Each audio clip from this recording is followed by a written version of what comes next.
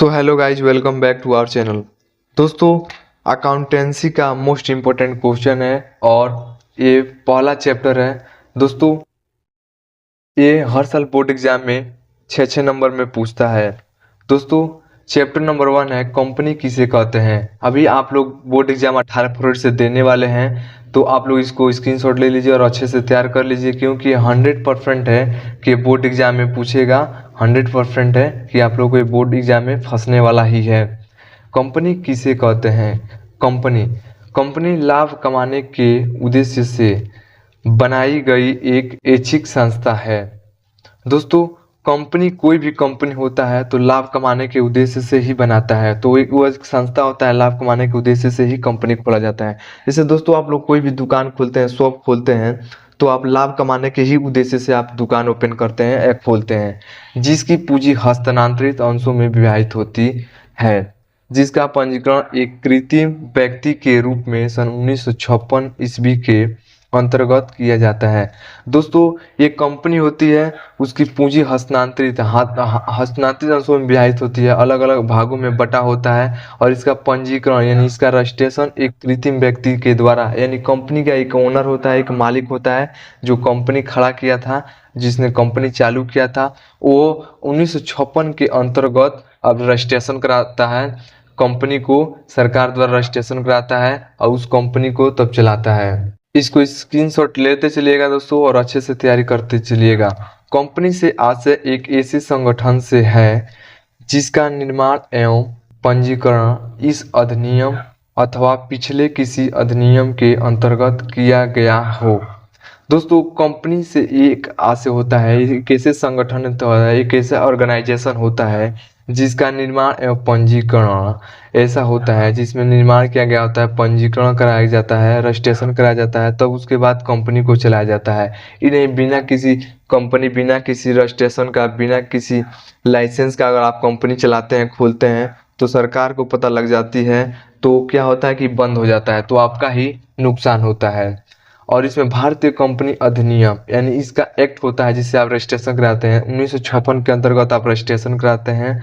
Act, इसमें धारा लगता है 311। दोस्तों, इस अंतर्गत 1956 के अंतर्गत आप रजिस्ट्रेशन कराते हैं और इसमें धारा लगता है 311। दोस्तों मेरे भाइयों, उसके बाद प्रश्न नंबर दूसरा, अंश किसे कहते हैं। ये भी दोस्तों 3 नंबर में पूछता है। दोस्तों, बोर्ड एग्जाम में पूछता है, तो इसको भी स्क्रीनशॉट ले लीजिए और अच्छे से तैयारी कर लीजिए। अंश क्या होता है। अंश दोस्तों शेयर इसको बोलते हैं।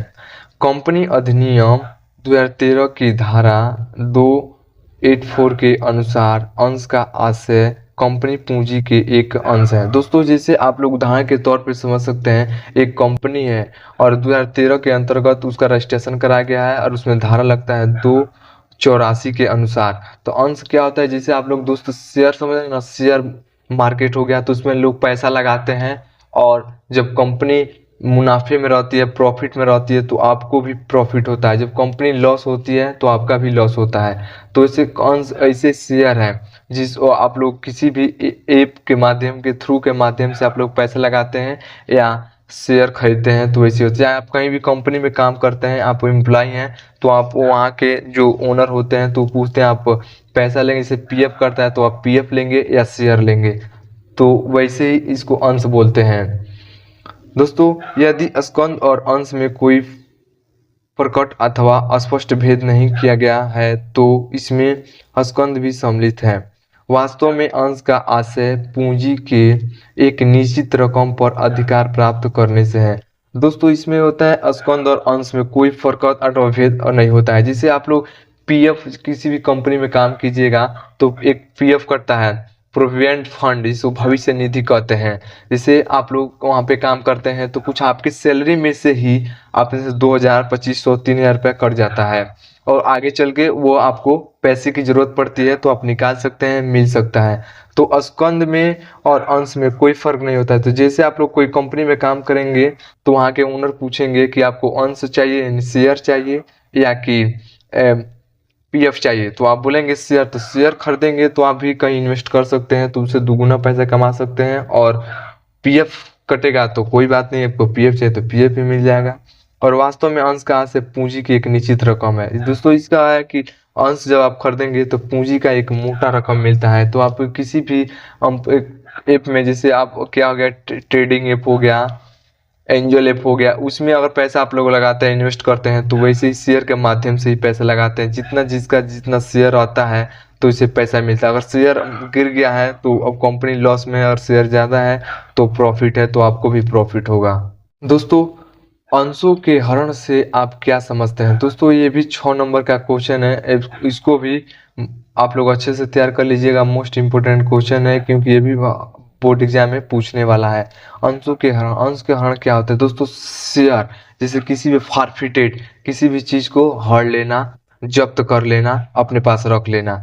दोस्तों, अंश के हरण का अर्थ है किसी कंपनी के अंशों को जब्त करना। ऐसा तब किया जाता है जब कोई अंशधारी आवंटित अंशों पर पैसा नहीं चुकाता है।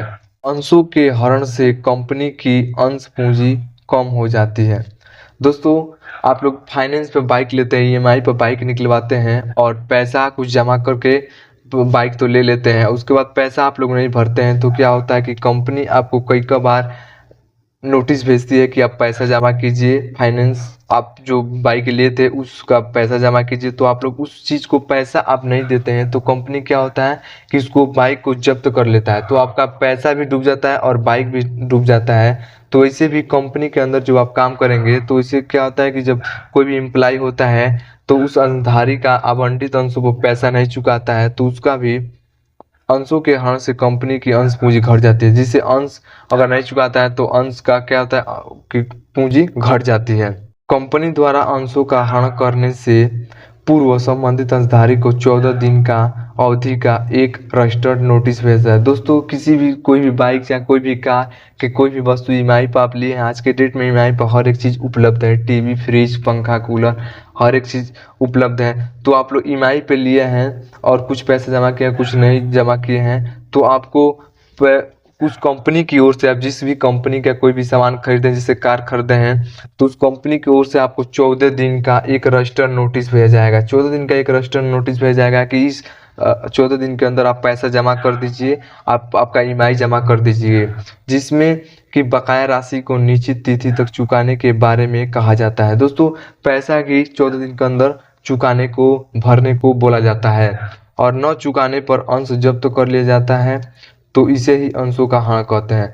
दोस्तों, जब आप लोग पैसा नहीं चुकाते हैं तो आपका क्या होता है कि उस आते हैं और ईएमआई वाले, और क्या होता है कि फाइनेंस द्वारा आते हैं और आपका कार भी खींच ले आते हैं, तो आपका कार भी चला जाता है और पैसा भी डूब जाता है। तो वीडियो दोस्तों आप लोगों को अच्छा लगा हो तो चैनल को सब्सक्राइब और वीडियो को लाइक कीजिएगा और अपने दोस्तों के पास शेयर कीजिएगा। जय हिंद, जय भारत।